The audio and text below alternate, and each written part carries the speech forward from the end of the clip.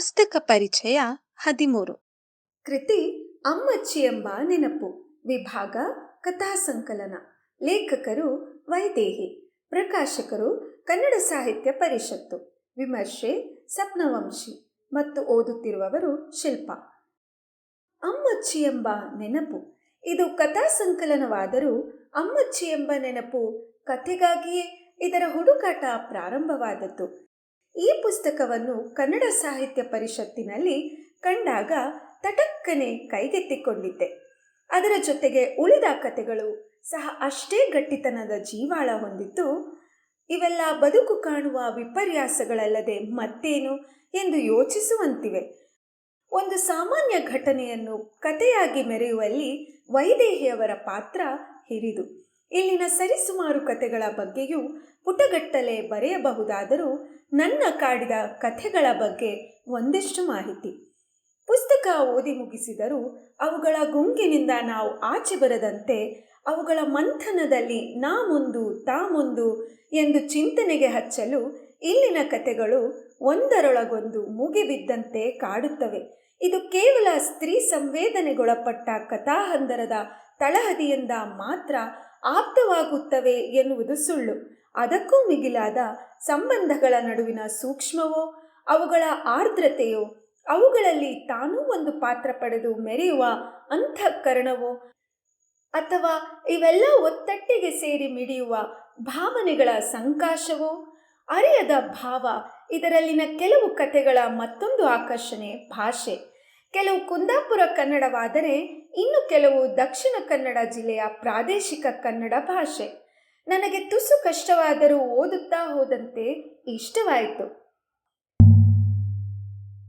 ಪಥಿಕರು. ಯಾರದ್ದೋ ಯಾವುದೋ ಮನೆ ಹುಡುಕಿ ಹೊರಟ ಇಬ್ಬರು ಆ ಮನೆ ಹುಡುಕುವ ಹುಡುಕಾಟದಲ್ಲಿ ಪಡುವ ಪಾಡು. ಬಹುಶಃ ಇಂತಹ ಒಂದು ಸಂಕಷ್ಟಕ್ಕೆ ನಮ್ಮನ್ನು ನಾವು ಒಂದಲ್ಲ ಒಂದು ಸಮಯದಲ್ಲಿ ಒಡ್ಡಿಕೊಂಡಿರುತ್ತೇವೆ.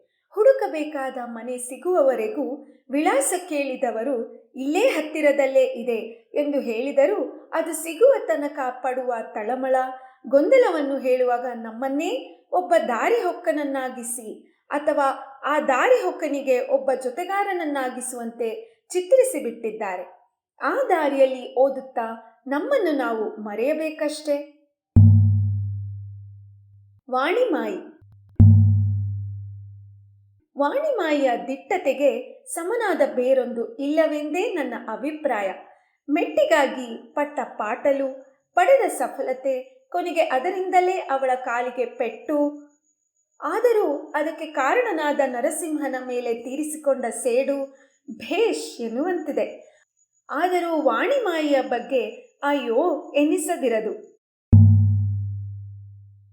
ಮರೆವು. ಗಂಡ ಹೆಂಡತಿಯ ಸಂಬಂಧ ವಯಸ್ಸು ಮೀರಿದಾಗ ಒಂದು ನವಿರಾದ ಆಕರ್ಷಣೆ ಇದ್ದರೆ, ಅದೇ ವಯಸ್ಸು ಮೀರಿದಾಗ ಅದರ ಆಚೆಗಿನ ಒಂದು ಸೂಕ್ಷ್ಮತೆ ದೇಹ ಮತ್ತು ಮನಸ್ಸುಗಳೆರಡನ್ನೂ ಆವರಿಸಿಬಿಡುತ್ತದೆ. ಅಂತಹ ಸೂಕ್ಷ್ಮ ಮನಸ್ಸಿಗೆ ಮರೆವೆಂಬ ಹೊರೆಯೂ ಸೇರಿ ಅವಾಂತರಗಳೇ ಹೆಚ್ಚು. ಅದನ್ನೆಲ್ಲ ಸಂಭಾಳಿಸುತ್ತಾ ಜವಾಬ್ದಾರಿಗಳನ್ನು ಹಂಚಿಕೊಳ್ಳುತ್ತಾ ಸಾಗುವ ಜೀವನದ ಇಳಿ ಸಂಜೆಯ ಘಟ್ಟದ ಮರೆವಿನ ಚಿತ್ರಣ ಕಥೆಯ ಕೊನೆಯಲ್ಲಿ ಹಾಸ್ಯದ ಲೇಪನದಲ್ಲಿ ಅದ್ದಿದಂತಿತ್ತು. ಸುಖಾಂತ್ಯ ಹೆಚ್ಚು ಖುಷಿ ಕೊಟ್ಟಿದ್ದಂತೂ ನಿಜ. ಅಮ್ಮಚ್ಚಿ ಎಂಬ ನೆನಪು. ಸುರಳಿತವಾಗಿ ಓದಿಸಿಕೊಂಡು ಹೋಗುವ ಅಮ್ಮಚ್ಚಿ ನೂರಾರು ಕನಸುಗಳನ್ನು ಕಟ್ಟಿಕೊಂಡ ಹುಡುಗಿ.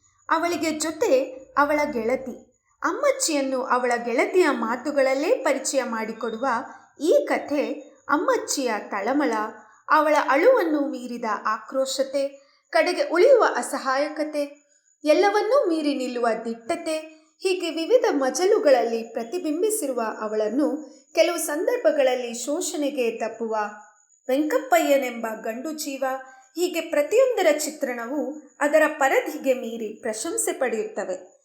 ಧನ್ಯವಾದಗಳು.